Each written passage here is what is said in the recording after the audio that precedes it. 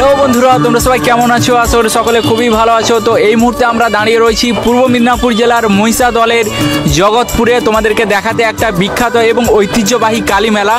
যেই কালী মেলাটা হচ্ছে আমাদের এইদিকে প্রচণ্ড পপুলার এবং প্রচণ্ড মানুষ কিন্তু এই মন্দিরের সঙ্গে পরিচিত, যেটা হচ্ছে জগৎপুরের কালী মেলা। তো সেই কালী মেলা দেখানোর জন্য বর্তমানে আমরা মন্দিরের সামনে দাঁড়িয়ে রয়েছি। তো এই ভিডিওর মাধ্যমে আমরা তোমাদেরকে দেখাবো এই মেলা কতদিন ধরে চলবে, এবছর এই মেলাতে কি কি অনুষ্ঠান রয়েছে, তোমরা যদি এই মেলা দেখতে আসতে চাও কিভাবে আসবে, সমস্ত ইনফরমেশান এই ভিডিওর মাধ্যমে থাকছে। তো ভিডিওর মধ্যে রয়েছে আমি বিশ্বজিৎ, আর তোমরা দেখছো DJ BM blog YouTube channel. তো চলো তাহলে বন্ধুরা ভিডিওটা শুরু করছি, তোমরা দেখতে থাকো।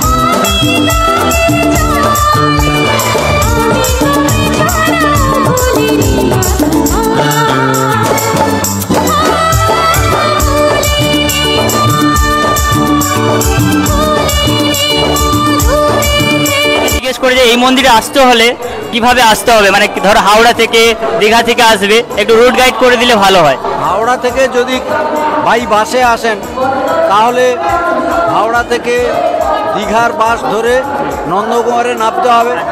নন্দকুমারে নেমে নন্দকুমার মোড় থেকে অথবা নন্দকুমার যে চৌরাস্তা আছে ওখান থেকে দীঘা কুমড়াহাটি বাস ধরলে মোটামুটি দাঁড়িবিড়া শিব মন্দিরে নেমে যাবেন।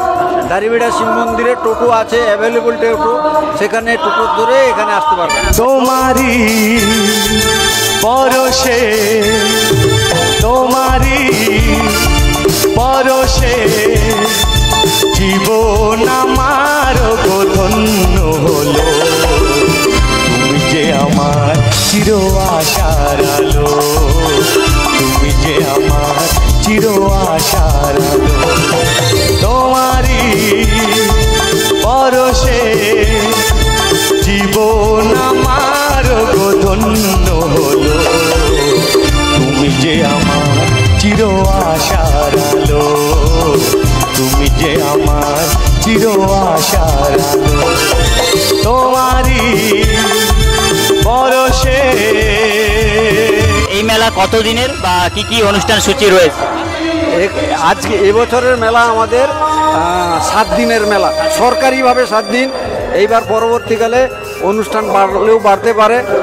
এখানে এমন কিছু নেই যে নেই, এখানে কি বলে কীর্তন, যাত্রা, থিয়েটার, নাটক, কি বলে এবছর কত আসর যাত্রা রয়েছে? আগে এবছর কত আসর যাত্রা রয়েছে?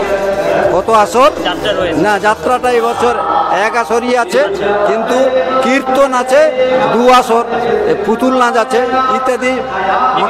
হ্যাঁ হ্যাঁ। তুমি আছো সারাক্ষণ আমার প্রাণে, স্বপ্ন ভরালো মান অভিমানে।